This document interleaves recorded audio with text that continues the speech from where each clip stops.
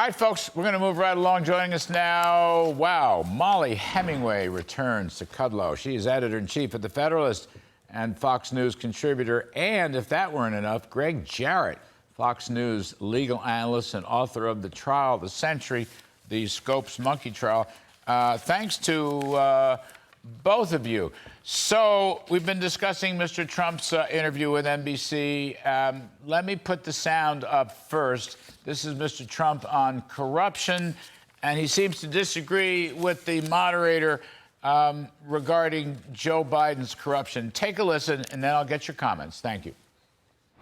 Well, of course, there's no evidence that the president has any link to his son's business dealings. Let me ask you, though, I don't necessarily agree. He called in. You mean he called in all these meetings? He was calling in on the meetings. He was put on speakerphone and every single day, and the witness literally testified. many calls. And what about the fact that he got rid of the prosecutor for $1 billion? I mean, there are a lot of things here, Mr. President. Yeah, there are a lot of things here. Mollie Hemingway, what do you make of that little dialogue, I'm going to call it? Yeah, this was Kristen Welker's first time hosting Meet the Press as the permanent host. She did this debate with President Trump, where I think a lot of people were shocked at how uninformed or misinformed she is about basic facts, such as the Biden family influence peddling operation, how Joe Biden is implicated in a lot of the allegations that are there with the Biden family. She ran a lot of defense for President Biden, not just on that issue, but about DOJ corruption, which is related to this story as well. And she also was falsely characterizing Democrats' abortion position. She lied and said that they did not support abortion through all 9 months of pregnancy. In fact, nearly every elected Democrat has voted in favor of that. So it was a very interesting debut for Kristen Welker and very disappointing for a lot of people who hoped she would be an improvement over the activism of Chuck Todd. Well, you know, I got to say, I said this earlier in the show. I know her.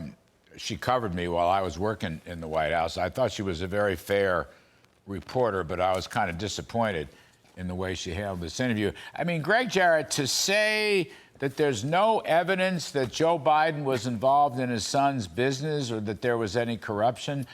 Ms. Welker said that. I mean, huh? Really? I mean, I'm just reading, coming down here, the Wall Street Journal editorial page, which is no friend of Donald Trump's, nonetheless, has a whole list of the various corruption issues that are being discussed. So, I mean, it was very disappointing, Gregg. What do you make of it? Well, she repeated the exact same lie that, every hour of every day, the mainstream media peddles to the public. They don't understand what evidence is. Facts and information constitute evidence. It comes in the form of documentary or testimonial evidence. It's direct or indirect circumstantial evidence, but it is evidence nevertheless. And there are volumes of that kind of evidence that implicate Joe Biden as directly complicit in his son's influence peddling schemes. The evidence comes in emails and text messages and wire transfers and 170 SARS reports flagged by banks to the criminal division at Treasury. There are White House logs and photographs, documented meetings with Hunter Biden's partners. He dined with them. All of this constitutes a wealth of evidence. The question really is, does it rise to the level of criminality, which I think it does, or an impeachable offense, which I also think it probably does? So, if the media would stop pretending to be lawyers and defense attorneys for Joe and Hunter Biden and actually open a law book, they'd be shocked at what they discover. Mollie Hemingway, can I just ask you, I had Jamie Comer on, Chairman Comer on last week, and I asked him about subpoenas for Hunter Biden and other, family members, and he said something interesting. I mean, his strategy is going to be to, quote unquote, follow the money. Gregg talked about the suspicious bank accounts running through Treasury. Chairman Comer is a former banker, as you may know, and I'm kind of partial to that strategy. You can argue about various circumstances and who said what to whom, but if you had hard evidence of bank accounts you know, going from point A to point B, which is where Comer started this and wants to continue it. I'd say that's pretty solid regarding an impeachment inquiry. But Mollie, I wonder what you thought. Is the follow the money strategy, in your judgment, the best way to go?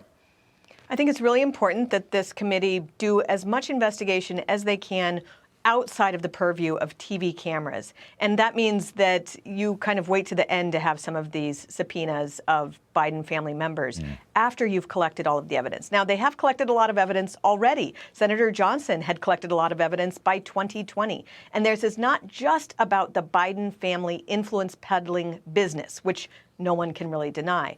It's also about how the Department of Justice covered up investigation of that business, how they moved to protect Hunter Biden and Joe Biden from a proper investigation, and how intimately tied that Department of Justice is to Democrat campaign strategy, both in terms of who they protect, but also in terms of who they go after. And that is something that, much more needs to be done. But I would wait for some of those explosive televised interviews to happen at the end. At the end. Yep. All right.